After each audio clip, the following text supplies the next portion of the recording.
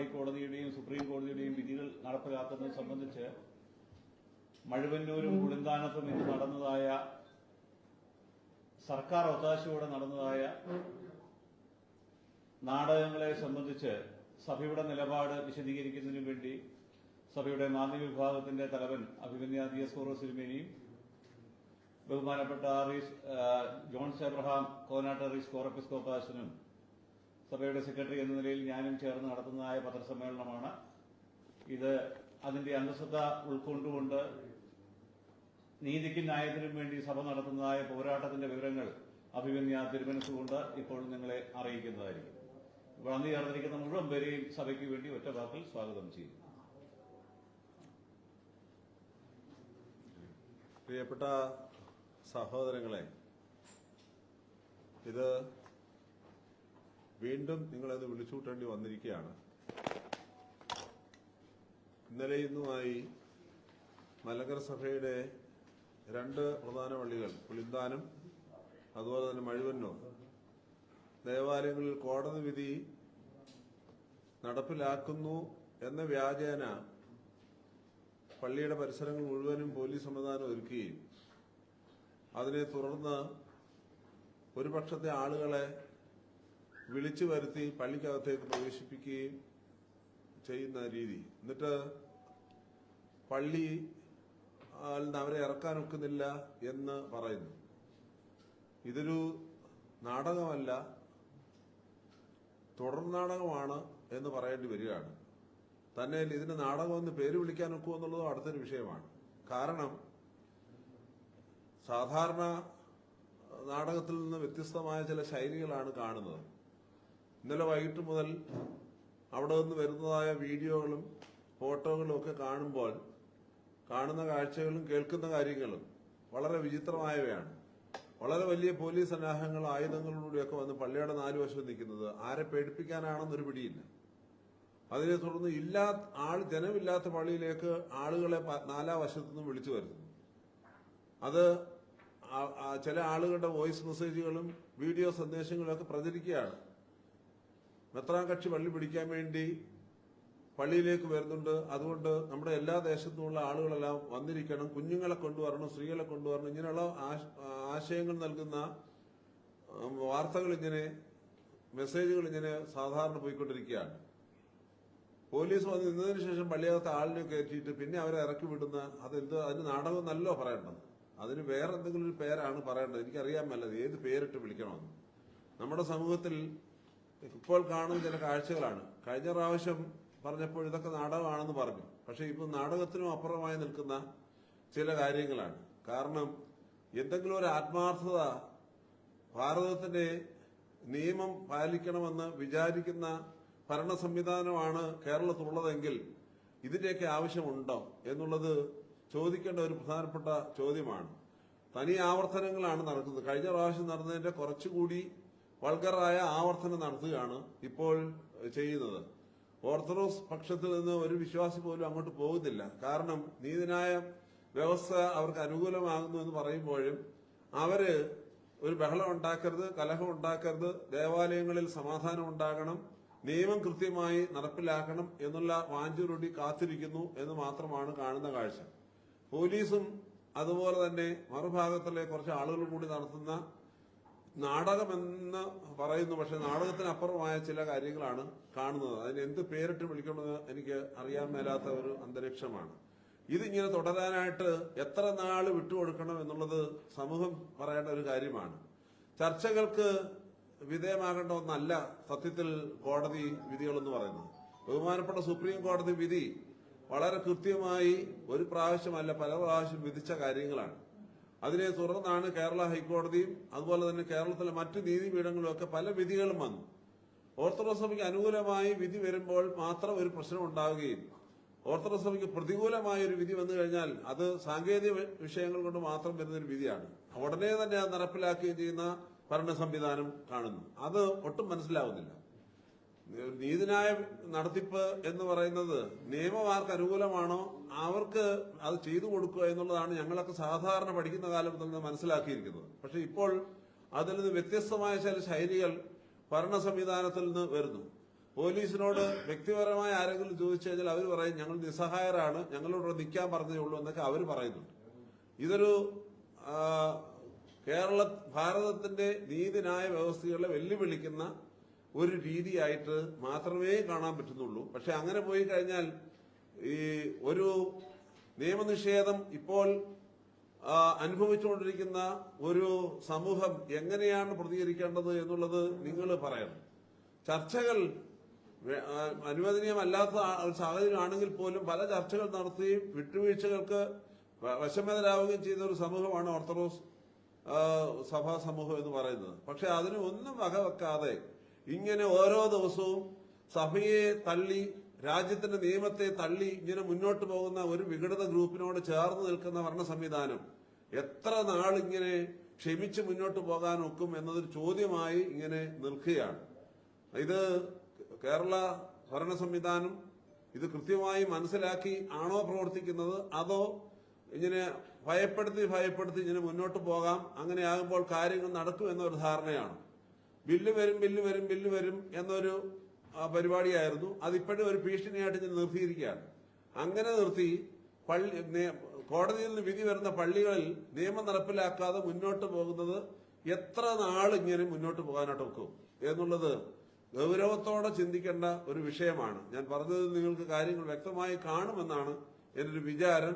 ഇത് അവസാനിപ്പിക്കുവാനും രാജ്യത്തെ നീതി നിയമ വ്യവസ്ഥിതികൾ കൃത്യമായി പാലിക്കപ്പെടുവാനും കേരളത്തിലെ ഭരണ സംവിധാനം തയ്യാറാകണമെന്ന് മാത്രമാണ് ബലഹീന എനിക്ക് ഇവിടെ ഓർമ്മിപ്പിക്കാനായിട്ട് ഉള്ളത്. ഞാൻ എന്റെ വാക്കുകൾ അവസാനിപ്പിക്കുന്നു. നിങ്ങൾ എന്തെങ്കിലും ചോദിച്ചു കഴിഞ്ഞാൽ കൃത്യമായ മറുപടി നൽകുന്നതായിരിക്കും. സഭയുടെ ഒഫീഷ്യൽ സ്റ്റാൻഡ് പത്രക്കുറിപ്പിൽ അറിയിച്ചിട്ടുണ്ട്. സഭ ആവശ്യപ്പെടുന്ന പ്രധാനപ്പെട്ട സംഗതികൾ എന്ന് പറയുന്നത് സർക്കാർ സംവിധാനം ചെയ്യുന്നതായ തിരക്കഥയിൽ ആവർത്തിച്ച് അരങ്ങേറുന്നതായ ഈ വിധി നടത്തിപ്പ് നാടകം, ഞാൻ ആവർത്തിക്കുന്നു, സർക്കാരിന്റെ തിരക്കഥയിൽ ആവർത്തിച്ചരങ്ങേറുന്നതായ ഈ വിധി നടത്തിപ്പ് നാടകം അവസാനിപ്പിക്കണം എന്ന് ഓർത്തഡോക്സ് സഭ ആവശ്യപ്പെടുകയാണ്. ഇപ്പോൾ ഈ നടത്തുന്ന നാടകമോ അതിന്റെ മേളിൽ എന്തെങ്കിലും പേരോ ഉണ്ടെങ്കിൽ അതിന്റെ ഉദ്ദേശശുദ്ധി എന്ന് പറയുന്നത് എതിർപ്പ് രൂക്ഷമാണ് എന്ന് പൊതുസമൂഹത്തെ തെറ്റിദ്ധരിപ്പിക്കാനും കോടതിയെ തെറ്റിദ്ധരിപ്പിക്കാനുമുള്ള സർക്കാരിന്റെ ഒരു ഗൂഢമായ ഉദ്ദേശം ഇതിന്റെ പുറകിലില്ലയോ എന്ന് മലങ്കര സഭ സംശയിക്കുകയാണ്.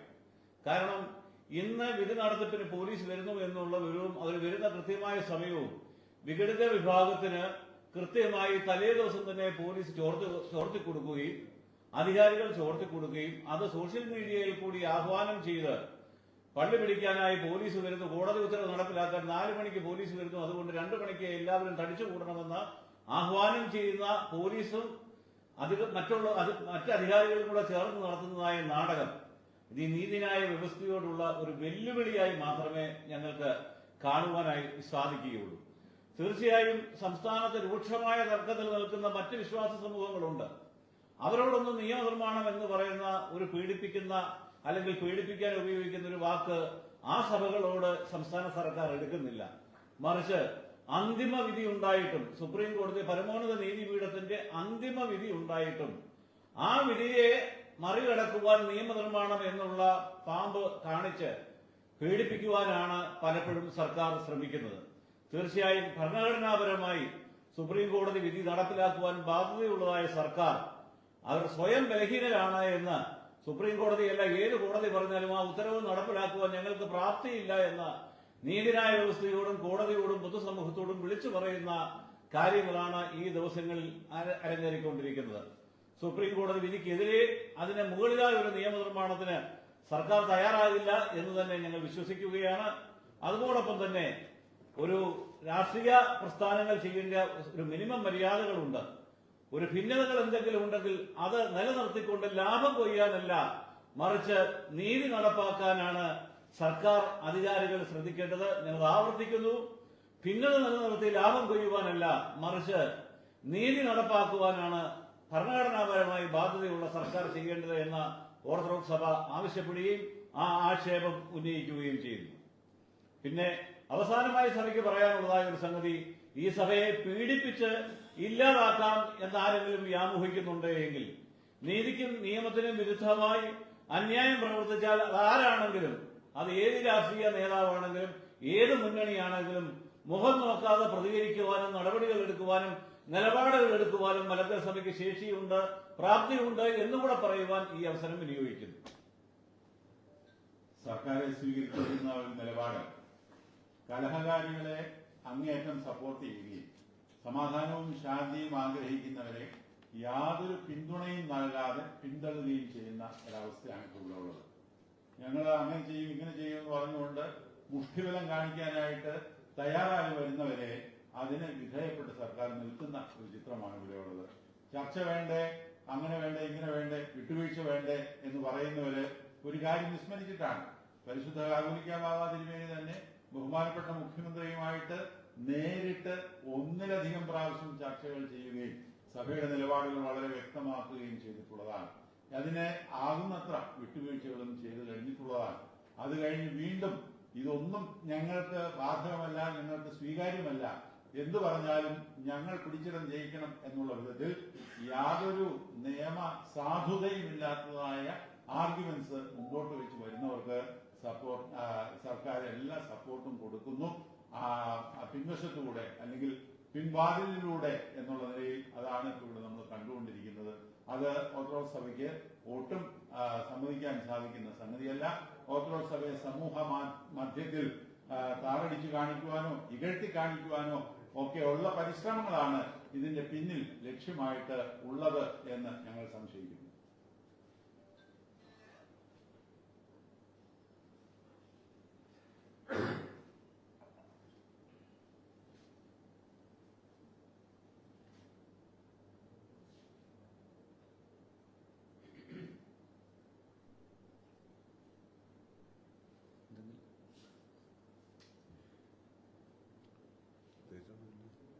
പ്രത്യേകിച്ച് ചോദ്യങ്ങളൊന്നുമില്ല എന്ന് വിശ്വസിക്കുന്നു. വന്നിട്ടെടുത്ത എല്ലാവർക്കും ഒറ്റ വാക്കിൽ നന്ദി. അവസാനിക്കും.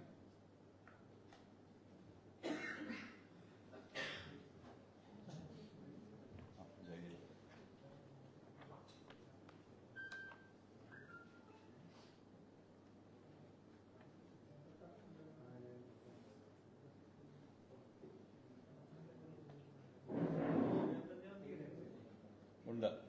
ഇന്ന് നടത്തിയ നാടകങ്ങളുടെ അടിസ്ഥാനത്തിലാണ് ഇങ്ങനെ പ്രതികരിക്കാൻ സഭ നിർബന്ധിതമായത്. ഉണ്ട്, അതെടുക്കുന്നു.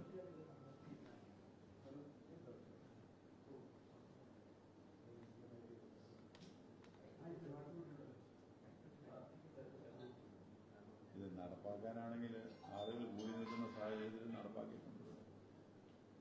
തിരുവമ്പള്ളിയില് ഒരു ബലപ്രയോഗവും കൂടാതെ ഒരുപാട് ആളുകൾ പള്ളി കോമ്പൗണ്ടിൽ കൂടി നിൽക്കുന്ന സാഹചര്യത്തിലാണ് 10 മിനിറ്റ് കൊണ്ട് കോടതി വിധി നടപ്പാക്കി.